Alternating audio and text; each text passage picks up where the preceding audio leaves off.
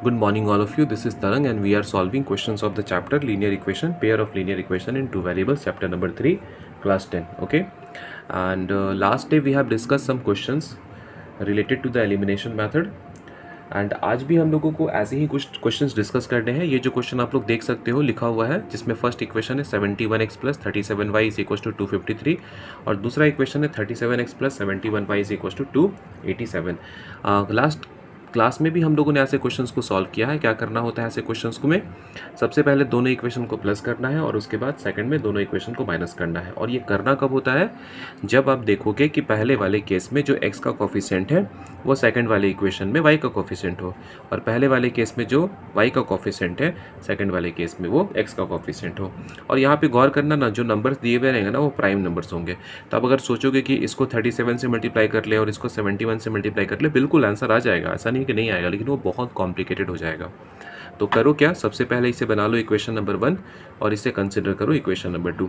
अब दोनों इक्वेशन को प्लस करो, 1 प्लस 2, और एक साइड में दोनों इक्वेशन को माइनस करना 1 माइनस 2। ठीक है, तो अब दोनों को प्लस करोगे तो LHS को LHS के साथ प्लस किया जाता है और RHS को RHS के साथ प्लस किया जाता है। ठीक है, और LHS में भी ध्यान दोगे कि x वाला x के साथ प्लस होगा और y वाला y के साथ प्लस होगा, बिकॉज हम लोगों को पता है like terms can be added और सब्ट्रैक्टेड। प्लस करो, 7 प्लस 1 ये हो गया 8 और 3 प्लस 7 हो गया 10x, और इन दोनों को प्लस करोगे तो भी उतना ही आएगा 108y इज इक्वल्स टू, अब कॉन्स्टेंट्स की बारी है तो 7 प्लस 3 10 हो गया, बचा 1, 8 प्लस 5 13 और एक 14 हो गया, फिर से 1 बचा हुआ है, 2 2 4 और 1 हो गया 5। ओके, तो ये बन गया पहला इक्वेशन। इसे थोड़ा सा सिंप्लीफाई कर लो, देख सकते हो दोनों में 108 कॉमन है, तो 108 अगर हम लोगों ने बाहर लिया तो x प्लस वाई बचेगा ब्रैकेट के अंदर 540, और ये कट जाएगा 5 टाइम्स में, तो क्या मिला, x plus Y is equal to 5। अब इससे ज़्यादा सिंप्लीफाइड इक्वेशन नहीं हो सकता है। ठीक है, अब जब दोनों को माइनस करोगे तो इसका मतलब है 71x में से 37x माइनस करो, तो 11 में से 7 माइनस करोगे तो बचेगा 4, उसके बाद ये 6 है, 6 में से 3 माइनस करोगे तो बचेगा 3, मीन्स 34x। अब देखो ये बड़ा है और ये छोटा है, माइनस करोगे तो आंसर माइनस में आएगा, 34y हो जाएगा इस इक्वल्स टू, अब 253 में से 287 माइनस करना है हम लोगों को, तो चूंकि ये बड़ा है इसलिए वापस से आंसर माइनस में आएगा, दिस माइनस दिस हो रहा है। ठीक है, तो 7 में से 3 माइनस करोगे तो बचेगा 4, और यहाँ पर है 8 में से 5 माइनस करोगे तो बचेगा 3।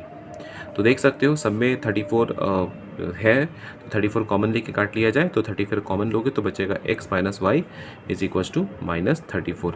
अब ये 34 कैंसिल हो गया तो मिल गया x minus Y is equals to -1। ये हो गया सेकंड इक्वेशन। ठीक है, अब दोनों इक्वेशन को एक जगह पर रख करके इत्मीनान से सॉल्व करो, आराम से आंसर आ जाएगा। तो पहला है x plus Y is equals to 5 और दूसरा है x minus Y is equals to -1। Okay, तो प्लस करोगे तो ये y कट जाएगा, x प्लस x हो गया 2x, और इधर 5 माइनस 1 4 हो गया, तो ये 2 से कट जाएगा 2 टाइम्स में, तो x इज इक्वल्स टू 2 आ गया, और x का वैल्यू किसी भी इक्वेशन में रखोगे तो y आ जाएगा, y इज इक्वल्स टू 3 आएगा। ठीक है, तो ये था आज का पहला क्वेश्चन। बढ़ते हैं नेक्स्ट क्वेश्चन की तरफ। तो जो नेक्स्ट क्वेश्चन हम लोगों ने लिया हुआ है उसमें देख सकते हो यहाँ पर जो फर्स्ट टर्म है उसमें भी x और y का यूज़ किया गया है, और जो सेकंड टर्म है उसमें भी x और y का यूज़ किया गया है। इसको बनाने का एक तरीका होता है, करना क्या है हम लोगों को, देख सकते हो यहाँ पर x प्लस वाई है, यहाँ पर भी x प्लस वाई है, यहाँ पर x माइनस वाई है, यहाँ पर भी x माइनस वाई है। करना क्या है, इसको कुछ एज्यूम करना है। ठीक है, तो सबसे पहले अगर 1/x प्लस वाई को हम लोग a मान लें और 1/x माइनस वाई को b कंसिडर कर लिया जाए। ओके, तो ये जो पहला वाला इक्वेशन, ये इक्वेशन है, ये कन्वर्ट हो जाएगा 3, और ये 1/x प्लस वाई के जगह पर लिखा जा सकता है a प्लस, ये है 2, और 1/x माइनस वाई के जगह पे लिखा जा सकता है b इज इक्वल टू 2। तो ये कन्वर्ट हो गया और बन गया फर्स्ट इक्वेशन। वैसे ही सेकंड वाले में क्या लिखोगे, 9a minus 4b is equal to 1, ये हो गया सेकंड इक्वेशन। ठीक है, तो इसे लिख लो इक्वेशन नंबर 1 और इसे लिख फिर इक्वेशन नंबर 2। अब देख सकते हो कि फर्स्ट में, अब यहाँ से सबसे पहले a और b कैलकुलेट करना पड़ेगा। यहाँ पर a का कोफिशिएंट है 3 और यहाँ पर a का कोफिशिएंट है 9। अगर इस फर्स्ट इक्वेशन को 3 से मल्टीप्लाई कर लिया जाए तो हम लोग का काम बन जाएगा। तो करने क्या वाले हैं हम लोग, फर्स्ट इक्वेशन को मल्टीप्लाई करने वाले हैं 3 से। मल्टीप्लाई करो, 3 3 जा 9a प्लस 3 2 जा 6b इज इक्वल टू 3 2 जा 6, और सेकेंड इक्वेशन को एज इट इज़ लिख लो, 9a, ये सेकेंड इक्वेशन है, 9a minus 4b is equal to 1। अब करना क्या पड़ेगा, जो भी बराबर हुआ है उसका साइन सेम है, साइन सेम होने पर माइनस किया जाता है। ओके, तो थर्ड में माइनस करने वाले हैं इक्वेशन 4। माइनस करने पर सबका साइन बदलना होता है, जहाँ जहाँ माइनस या प्लस है उसको बदल लीजिए। अब देखो 9 है प्लस में, 9 है माइनस में, 0 हो गया। 6b और प्लस 4b कितना हो गया, 10b। और इधर देखो 6 में से 1 माइनस करोगे तो 5 बचेगा। तो b का वैल्यू कितना आ गया, 5/10, ये कट के हो जाएगा 1/2। ओके, अब जैसे ही b आ गया ना, b का वैल्यू कहीं पुट करोगे तो a आ जाएगा। तो क्या करते हैं ना, हम लोग फर्स्ट वाले इक्वेशन का यूज़ कर लेते हैं। फर्स्ट इक्वेशन है 3a + 2b,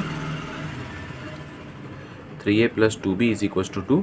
तो 3a अपने प्लेस पर है, +2 और b का वैल्यू निकला हुआ है 1/2 इज इक्वल टू, यहाँ से देखो 2 कैंसिल हो गया। तो क्या मिला, 3a is equal to 3a + 1 is equal to 2। अब 2 को शिफ्ट करोगे तो 3a इज इक्वल टू 2 - 1 हो जाएगा। 3a इज इक्वल टू 2 - 1 का मतलब 1 होता है। तो a का वैल्यू आ गया 1/3।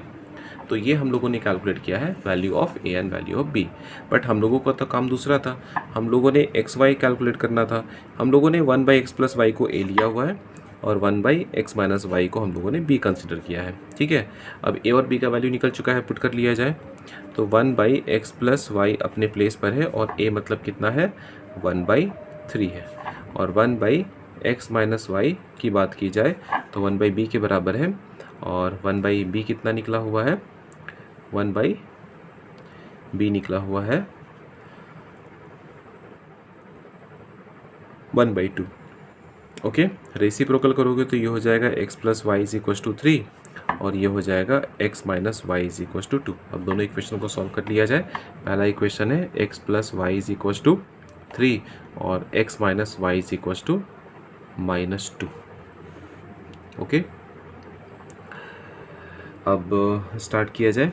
-2 है ना, x + y = 3 और x - y = 2 है, -2 नहीं है, 2 है। ओके, प्लस करोगे तो y कट गया, x + x हो गया 2x और इधर प्लस करोगे तो 3 2 हो गया 5। तो x का वैल्यू निकल गया 5/2। अब x का वैल्यू कहीं पुट करोगे तो y आ जाएगा। ओके, तो x + y = 3 लिखा हुआ था, x का वैल्यू 5/2 आपने पुट किया, प्लस y नहीं पता है और ये 3 हो गया। तो y = 3 - 5/2, तो ये हो गया 3 2 = 6 - 1/2। ये निकल गया x और y का वैल्यू। x का वैल्यू निकला हुआ है 5/2 और y का वैल्यू निकला हुआ है 1/2। ओके, तो आज की वीडियो में बस इतना ही। नेक्स्ट डे हम लोग वापस से मिलने वाले हैं और कुछ स्पेशल क्वेश्चंस के साथ, coordinate linear equation in 2 variables का। Okay, thank you.